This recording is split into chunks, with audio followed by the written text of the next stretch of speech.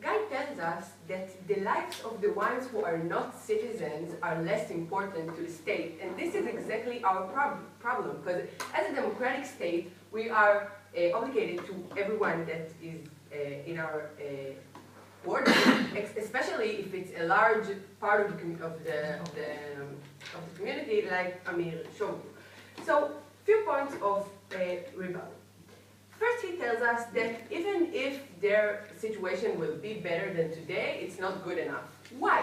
Today, they're not in society in any way. They're not active part of the society, and they are in the margins, like you want them to be your slaves in the places that you need them to be, and not in the places that they can develop themselves.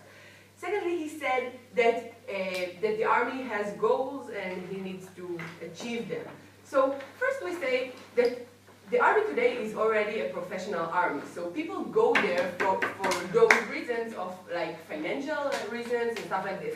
We don't understand why a European that goes there for financial reasons is okay, but an immigrant that goes there for like supporting his family and send them food to their country that is not taking care of them is not good. So we say that taking care of your family is a good incentive to go and be loyal to your country and to your army, especially if you know that when you will finish your service, you will get citizenship and you can bring your family with you to this country and make a better future for them. Because you know that in your country you can do it, you can't do it, and if you will become something in the European country, you can bring them with you, and maybe your child will go to the university and will have a degree. No.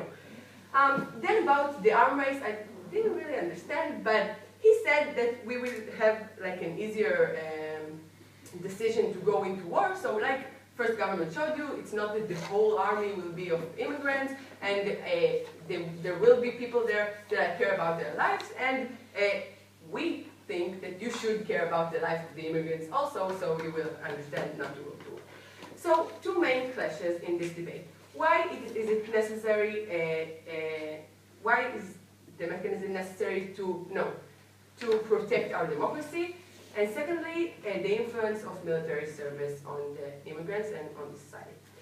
So what we brought you to this debate is that our country represents some values, okay? Like European country, a liberal country, represent democratic values. We don't support the fact that we have a majority in us that has no rights, no opportunity to represent themselves, and basically no basic rights, okay? So what have we showed you is that even if only a part of those immigrants could have the choice to vote or represent themselves, so they can have a better environment for all of those people, okay? Even if only like 20% of all immigrants will have one person in the parliament, they can have things that are better for all of the other immigrants. Why is it important to us as European people, okay? First, practically, we want them to be part of the society. Why? Because today they are in the margins. They need to do sometimes crime in order to get what they need. They have the less wanted jobs, the harder jobs, and we don't want them in the margins. We want them to be integrated in the society, and we can have it if they will have the kind of representation that makes them the situation better for them. So we'll have less crime, it's better for us, the European people, and more integration, and that is also better because we want them to be part of a society. If we want them to work with us, if I want some immigrant to take care of my grandma, I will rather that he will have the values of my country instead of the values that he hates my country because my country made him sleep like 20 people in a very small apartment. At that point? No.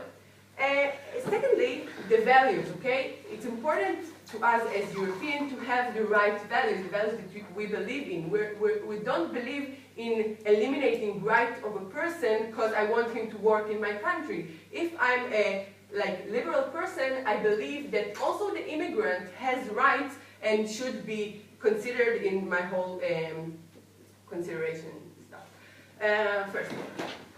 Second, government misrepresents reality. A quota system that will give to 3, 5, 10% of immigrant citizenship does not solve the problem of suitable representation. Okay, we're not trying to make the world a perfect place. We're trying to make it a better place. And if today the 100% of the immigrants have no chance of being citizens and are only being mistreated in those works, we say that in the new situation, when we have 10% that are citizens, they can start to make a change that will benefit with everyone.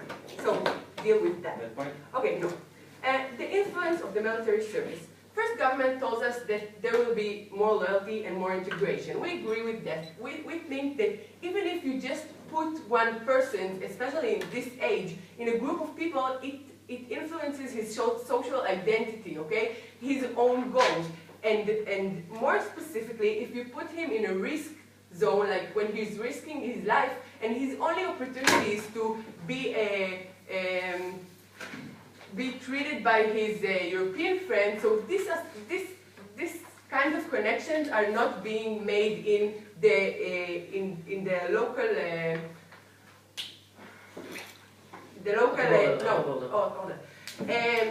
environment, because everyone is gathering in the group by the characteristics that they have today. That is the language, the color of the skin, and stuff like this.